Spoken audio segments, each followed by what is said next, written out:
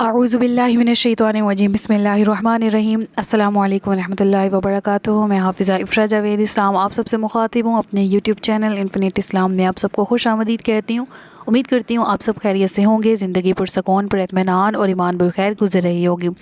ये सीरीज़ जारी है फ़िक़्ह और उसूल फ़िक़्ह की, और इसमें लास्ट लेक्चर में हमने सुन्नत रसूल सल्लल्लाहु अलैहि वसल्लम को डिस्कस किया था, उसकी हुज्जत के बारे में पढ़ा था, और कुरान और सुन्नत का आपस में बाहमी ताल्लुक़ क्या है उसके बारे में बात की थी। अगर आपको याद हो तो हमने सुन्नत नबी सल्लल्लाहु अलैहि वसल्लम वाले टॉपिक में एक स्लाइड में 3 देखे थे पॉइंट्स, ठीक है। वो अब आपके सामने दोबारा से रख दिए गए हैं। इन 3 पॉइंट्स को मैंने इलेबोरेट तो कर दिया था, लेकिन साथ में एक मिसाल देना मैंने लाजमी समझा कि वो स्टूडेंट जिनको बात समझ तो आ गई थी, लेकिन उनके पास रेफरेंस क्या है इस बात का कि कुरान करीम में ऐसी क्या इस बात की कोई तायद मिलती है, या कुरान की आयत से अगर हम रिलेट करें इन पॉइंट्स को तो कैसे किया जा सकता है। तो मैंने सोचा कि अलग से लेक्चर बना के इन्हीं पॉइंट्स को एलेबोरेट इस तरह से कर दिया जाए कि आया अगर फॉर एग्ज़ाम्पल पॉइंट नंबर 1 है कि सुन्नत कुरान के साथ मुकम्मल तौर पर मुआफ़िक भी हो, यानी कि हमने सुन्नत की टाइप्स पढ़ी थी और हमने कहा था कि सुन्नत के 3 तरीके हैं। यानी इस तरह भी मुमकिन है कि वो कुरान की आयत ही की तायद में हो, और ये भी मुमकिन है कि कुरान में अगर उसका शॉर्ट फॉर्म में ज़िक्र मौजूद है तो सुन्नत में डिटेल हो। और मैंने ये भी कहा कि कुरान में उस चीज़ के वाजिब होने के बारे में, उसके मकरूह होने के बारे में, उसकी तहरीम पर, उसकी हुर्मत पर अगरचे ज़ाहरी अल्फाज में खामोशी हो, लेकिन सुन्नत उसे वाज़े अल्फाज में वाजिब का दर्जा दे या हराम का दर्जा दे। तो आई थॉट के पॉइंट नंबर 3 जो है वो मिसअंडरस्टैंडिंग किसी लिहाज से क्रिएट कर सकता है स्टूडेंट्स के माइंड में। सो मैंने कोशिश की है कि इस लेक्चर में इन तीनों पॉइंट्स को दोबारा से एलेबोरेट किया जाए कुरानी आयत के साथ रिलेट करके, ताकि आपको बात समझने में आसानी हो, और फिर इंशाल्लाह हम सबक में आगे की तरफ बढ़ेंगे। तो सबसे पहले देखें कि सुन्नत कुरान के साथ मुकम्मल तौर पर मुआफ़िक हो, ऐसी सुन्नत को क्या कहा जाता है। ये वाली सुन्नत की टाइप कहलाती है मुअय्यद कुरान, ठीक है, यानी कुरान की तायद करने वाली। यानी जब सुन्नत किसी ऐसी चीज़ का हुक्म दे जिसका ज़िक्र कुरान करीम में भी इसी तरह हो, गोया उस हुक्म को कुरान करीम ने नाफिज और साबित तो कर दिया, और सुन्नत ने उस हुक्म की तायद और ताकीद भी की। अब यहाँ तक तो बात समझ आ गई। अब आगे मिसाल की तरफ देख लेते हैं, मिसाल की तरफ चलते हैं। तो देखें कि जैसे कि नमाज है, रोज़ा है, ज़कात है, हज है, इनके फ़र्ज़ होने को कुरान करीम ने बयान किया, और नबी पाक सल्लल्लाहु अलैहि वसल्लम की सुन्नत ने उनको इन इबादात को वाजिब करार दिया। यानी कि कुरान में इन इबादात के फ़र्ज़ होने का ज़िक्र है और अहादीस में भी उसी की तायद की गई, ठीक है। यानी इस सूरत में कहा जाएगा कि नमाज, रोज़ा, हज और ज़कात की फ़र्ज़ियत को कुरान ने नाफिज कर दिया कुरान करीम ने, और सुन्नत ने इसके सबूत की तायद और ताकीद की है। गो के कुरान करीम में इरशाद होता है, मिसाल आपके सामने है कि इन्ना सलात कानत अलल मुमिनीन किताब मौक़ूता, सूरह निसा की आयत नंबर है 103, जिसमें क्या इरशाद होता है कि बेशक नमाज पाबंदी वक्त के साथ मोमिनों पर फ़र्ज़ कर दी गई है। अब इस आयत मुबारका से नमाज का अपने वक्त पर अदा करना फ़र्ज़ साबित हुआ, और नबी करीम सल्लल्लाहु अलैहि वसल्लम की सुन्नत कि आप सल्लल्लाहु अलैहि वसल्लम ने सारी ज़िंदगी हर नमाज उसके मुतय्यन वक्त में अदा फरमाई। ये सुन्नत इस हुक्म की तायद और ताकीद करती है, ठीक है। इन्हें पॉइंट नंबर 1 समझ आ गया। कुरान करीम में हुक्म आया, नबी पाक सल्लल्लाहु अलैहि वसल्लम ने उस पर इम्प्लीमेंटेशन दिया, और अवामुन्नास के सामने वो सुन्नत बन के भी उभरा, और कुरान करीम की तायद में भी, यानी हुक्म का दर्जा वही रहा। अलगर्ज़ ये कि आका अलैहिस्सलातु वस्सलाम ने अपनी सुन्नत से उसको अदा फरमा कर, उसके बारे में हुक्म फरमा कर, उसको कुरान का दर्जा तो रहा ही, साथ ही साथ उसको सुन्नत का दर्जा भी उसी हुक्म को मिल गया, ठीक है।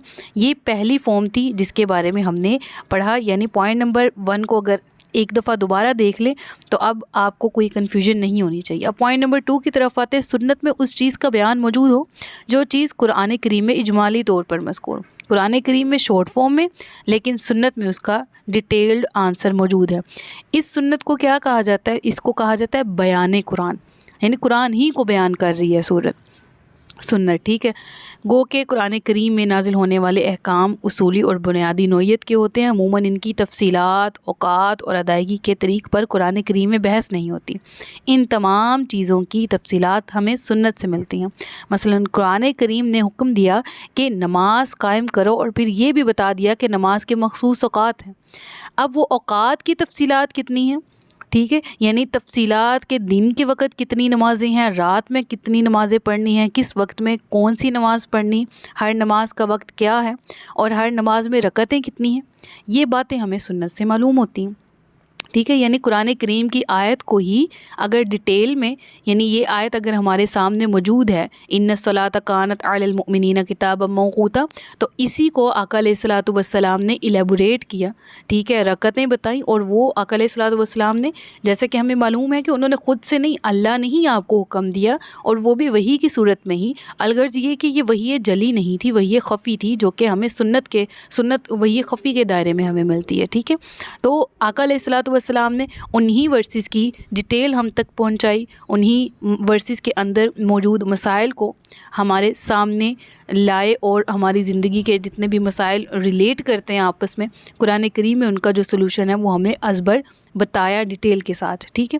تو یہ سنت کی سیکنڈ فارم ہے، یہ کیا کہلاتی ہے؟ بیان قرآن۔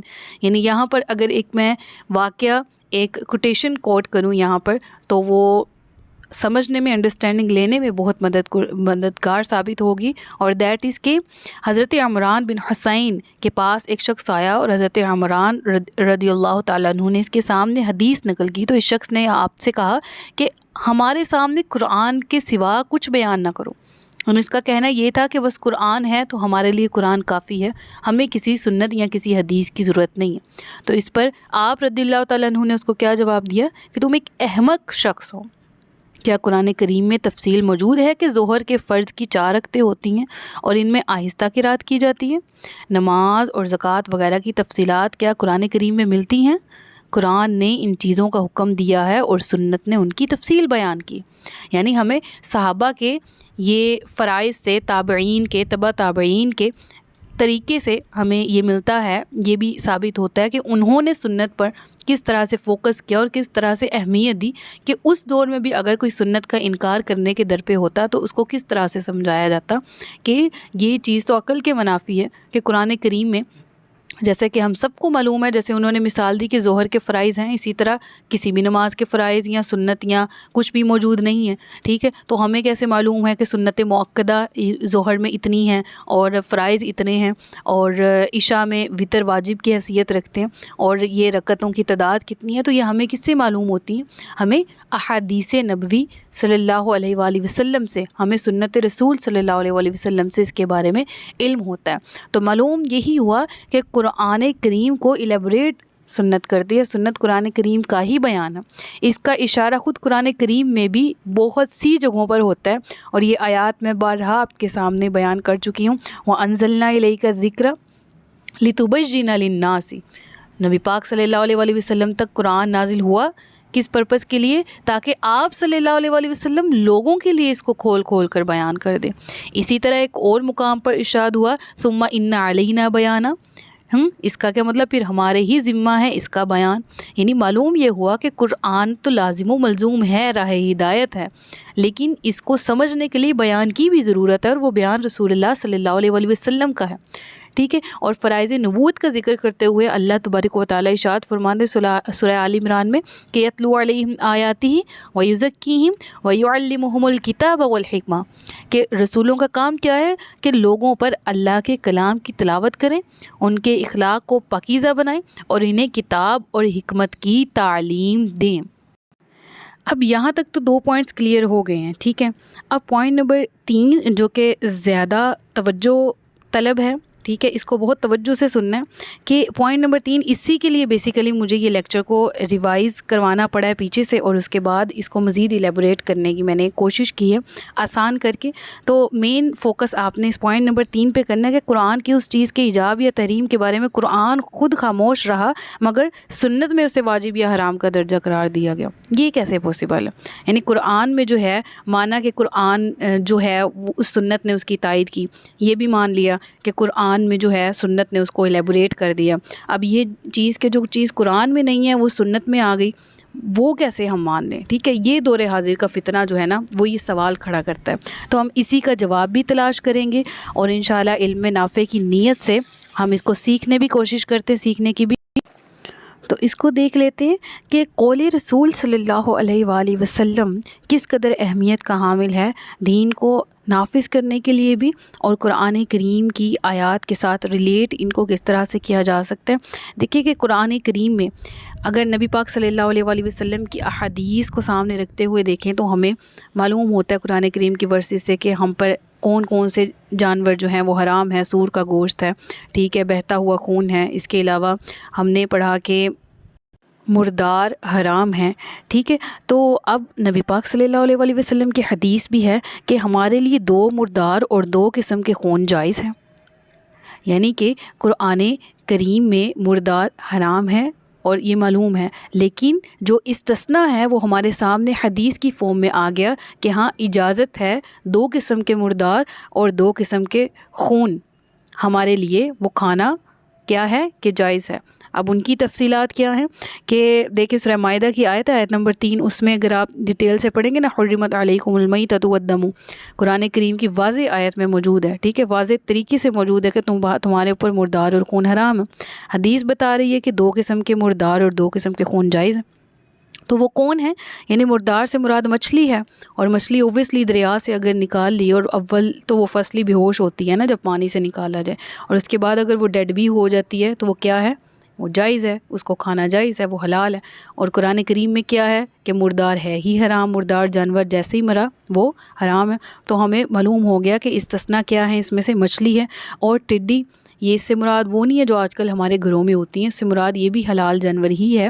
اور فقہا کا کہنا ہے کہ یہ پہلے دور میں ایک جانور ہوتا جو فصلوں میں پایا جاتا تھا. تو میں نے کوئی ایز سچ اس کو دیکھا نہیں ہے اصل میں حقیقت میں، لیکن سننے میں آتا ہے کہ اس طرح کا کوئی جانور پایا جاتا تھا.